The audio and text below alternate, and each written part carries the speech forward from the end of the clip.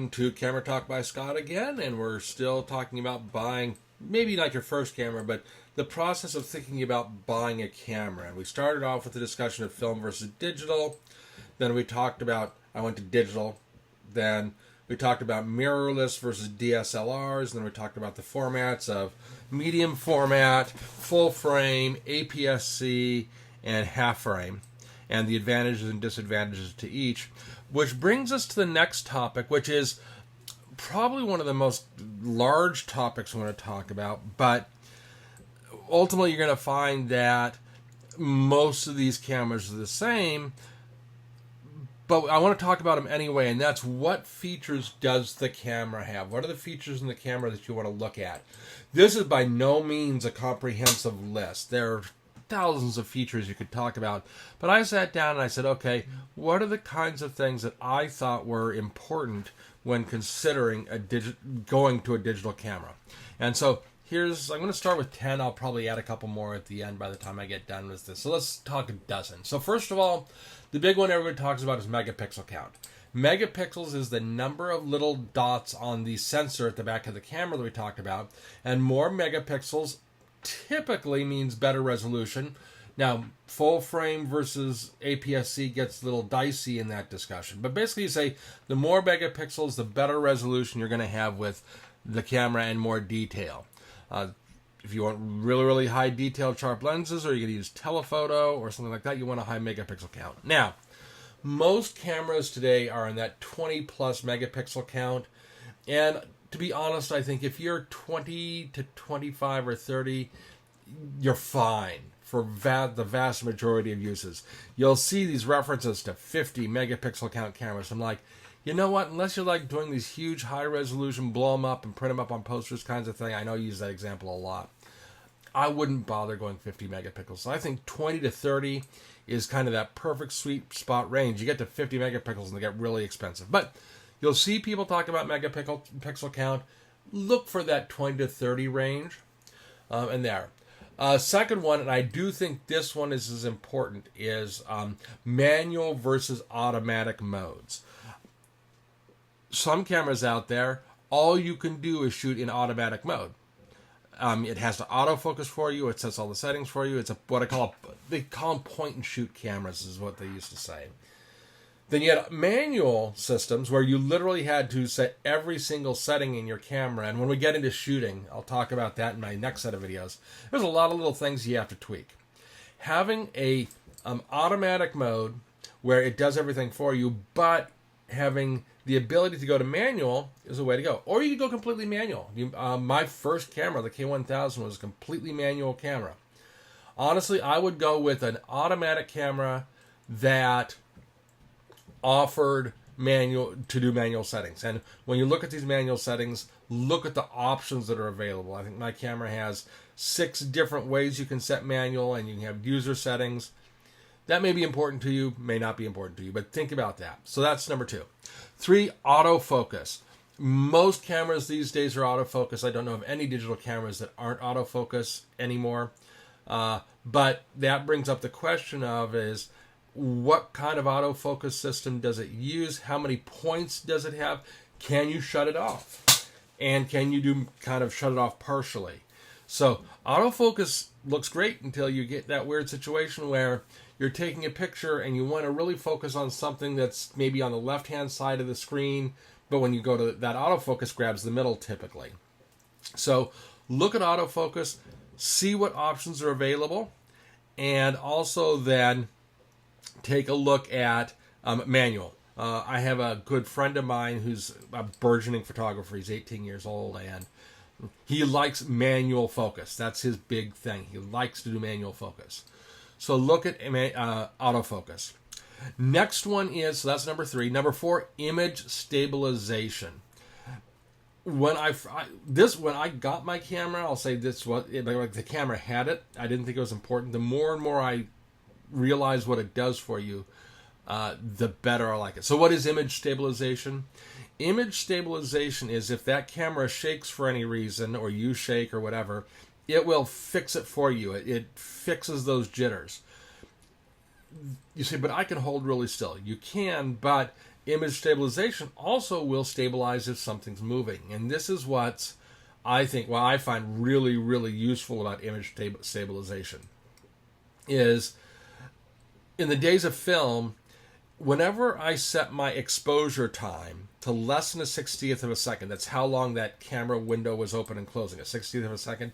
If I went below that, excuse me, I was taking a risk the picture would be out of focus, that it would get the shakes.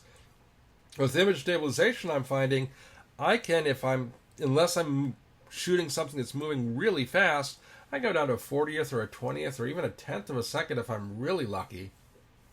And that image stabilization will fix it for me. Now, we want to be able to shut that off in some cases, but does this idea of if I shake, it fixing the picture and keeping it in focus important to you? Don't underestimate that as a capability. And a lot of cameras have it these days. The next one is, and now we're getting to some things that are kind of what I consider to be less important, but we'll talk about, which is video recording.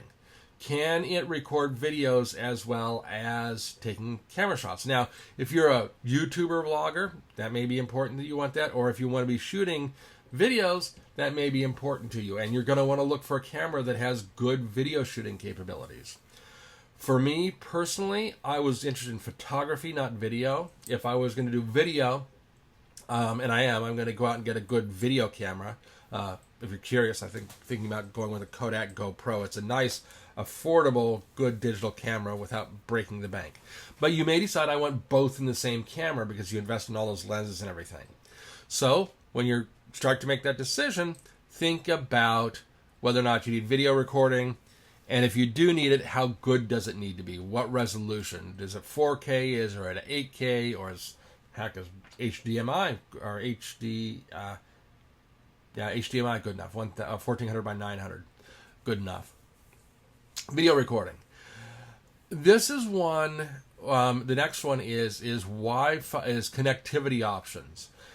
One of the things, particularly if you're like me, I did camera shooting for a long time, and when I went to my first DSLR, you have to rethink, and this would be true for mirrorless as well, as you have to rethink some stuff because everything's put on an SD card, and if I want to post those pictures on the web, on one camera I have to take that SD card out, plug it into my computer or plug it into my iPhone. I have an iPhone, copy the images over, and so on and so forth. So connectivity could be an issue, which is, are you willing to go through the process of pulling out that SD card and putting it in? Or do you want a Wi-Fi solution or a Bluetooth solution or near field? There's an NFC camera that has NFC, which is near field. Ask yourself, how does this camera connect to my laptop, a smartphone, or a tablet for purposes of quickly getting those images off of it and sharing them maybe on social media or even editing them? If you're going to edit them, do I want to have to go through the hassle of moving the SD card? I personally, after I realized this, doesn't bother me that I have to do it on an SD card and move it by hand, but it is something you might want to consider, is that connectivity. Next one is the LED panel. Almost all digital cameras are going to have a back LED panel, and I think there are two things you want to consider about that LED panel. First one is it a touch screen or not? So can I just touch it to select my menu items for the various things? Or do I have buttons I have to press? And is it articulating? Particularly if we're going to be taking that camera and moving it around, maybe putting it close to the ground or maybe putting it up high, having an articulating panel can be really helpful. It makes it so if you're doing those weird stretches and you're using it for viewing, that you have it. For me, honestly, when I look there, the downside of that articulating is that that's now something that can break. You could accidentally break it off. It poses some problems with something we're going to talk about called weather resistance. But you may want that articulating camera. A lot of, particularly the mirrorless cameras, will have articulating cameras. Articulating touchscreens. Next category, image capture. In fact, I would have probably put this one higher the more I think about it. What types of file formats are stored? We're very used to on the web, everything is GIF, JPG, PNG, but When it comes to digital cameras, there's a couple of formats. It's unfortunate because they both use the phrase RAW, but there's several different formats of RAW based upon what technologies you're using, which is really high resolution, detailed images with all the potential, all the information you need, like what f-stop was used, what resolution was used, what was the shutter speed, what was the ISO. These are all included in that RAW file, so you can go back and look at that information. And when you edit those files, you can get a lot more flexibility in the editing if you do RAW. So you want to think about what formats does the picture support. I've got a little night vision camera. I got it for like 30 or 40 bucks on some website. And all it stores is JPEG. That's all it stores. That may be all you need, but if you're going to get more involved in your photography, you may want to think about a camera that stores stuff in some kind of RAW format. Next, weather sealing. When you look at cameras, there are definitely some cameras that are better than others in terms of durability in weather. When I get into my final decision and I announce my final decision about what I ended up buying, one of the reasons is I knew that I could take this camera and I could put it underwater. It wasn't an underwater camera, but they show examples of like a guy reaching into the river with the camera and then pulling it out. It was incredibly weather resistant, and that was important for me because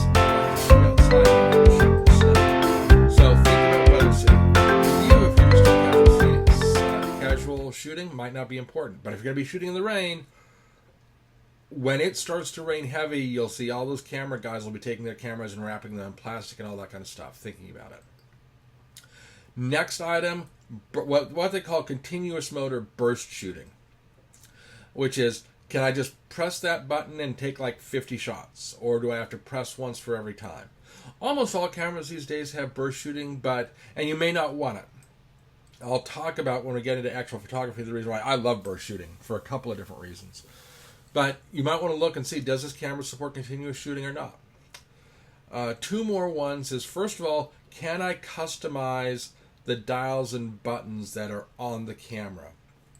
Particularly when you get more involved with cameras, you'll discover there are tons of dials and buttons. The camera I've got now has 3 dials, 3 dials, and probably a dozen buttons at various locations on the camera. Now, they have a default, which they're all set to, which is actually pretty good, but can I turn around and change those? Again, for some people, that's not critical. For other people, that may be really important, particularly, say, look, when I get involved in photography, I want to set those buttons the way I want to set them. And the last one is flash. Does the camera have a flash, and does it have a hot shoe? So a hot shoe is a little plate that typically sits on the top of the camera where you can go out and buy a flash. They can go from 20 bucks to 200 or 300 bucks. But you can get them relatively cheap. That will flash when you take the picture for nighttime photography or indoor photography. Some cameras have a flash built in where you just say turn on the flash, it turns on the flash, and it does it for you. If you're not doing any indoor shooting or night shooting, you probably don't need to worry about a flash. If you're going to do indoor or night shooting, you want to think about what kind of flash do I want and how easy do I want it. I really like onboard flashes where I can just hit a button and I've got a flash right there and I'm not having to reach into my bag and plug in something on the hot shoe. On the other hand, it's not the greatest flash in the world. It's a really basic flash. I've also got a hot shoe flash for that same camera, and it's a really good, flexible flash. But I'll tell you, 90% of the time, if I'm taking indoor photography and I'm shooting quick, I'll just pop up the flash and shoot it. But think about a flash. So, those are some of the items that you want to think about. Just go out and look at features of cameras, and that's what I say, is read about the features, see what's there, think about these. Maybe there's some other features you want, but as you're starting to make this decision, you want to decide what features are important to me. And that's the next decision. So it's film versus digital. I went digital. Mirrorless versus DSLR. I went DSLR, even though mirrorless was the new technology. Format, which was medium, full frame, APS-C, or half frame. I went with APS-C because it was really affordable for what I wanted to do and still gave me the quality that I wanted. And then now let's talk about the features that I really liked. Here's the ones that were really important to me. Weatherless, weather resistance. It wasn't number one, but I did want a weather resistant camera. I absolutely wanted a camera that had automatic mode, full automatic mode, a full manual mode, and various options in between. That was probably my number one thing. That and the megapixel, as I said, I wanted to go with 24 megapixels or higher, and I ended up at 24 megapixels. So I think the megapixels and the automatic versus manual were probably the most important things to me. The autofocus and image stabilization. The autofocus I wanted, and I got. The image stabilization, I didn't think I wanted. I got it, and I really like it now. In fact, it's interesting. I've actually got a couple of lenses that I've got autofocus and image stabilization in the camera and autofocus and image stabilization in the lens. The lens has it built in. That's a really cool lens. It's also really expensive. The video recording, I got it. It came with it, but I wasn't particularly interested. My camera, I ended up going with a non-Wi-Fi, non-Bluetooth, move the cards around camera. I did have a solution around that, which is the camera supported something called iFi, which was a SD card that also did Wi-Fi on it. It's a pain in the butt. I mean, honestly, if they say, "Oh, look, you can plug in this iFi card," I'm sure there are people that love it. I find it an annoyance. I'm ultimately going to get a camera. If I want Wi-Fi connectivity, I'm just going to buy a camera with it built in. Touchscreen. I went with a non-articulating touchscreen because I was worried about breaking it off and worried about reliability. My camera that I got does support RAW in a couple of different formats. That was important. And weather sealing. So those were my choices. I've got a DSLR. I'm going APS-C. My probably number three top features were megapixel count of 24 or higher. I wanted automatic and full modes. And I wanted autofocus. Those were probably the big three things. And I want to be able to turn that autofocus on and off. Those were the big three. And in the next one, we're going to talk, probably my guess would be about starting to look at brands and features, brands and cameras. Have a good day.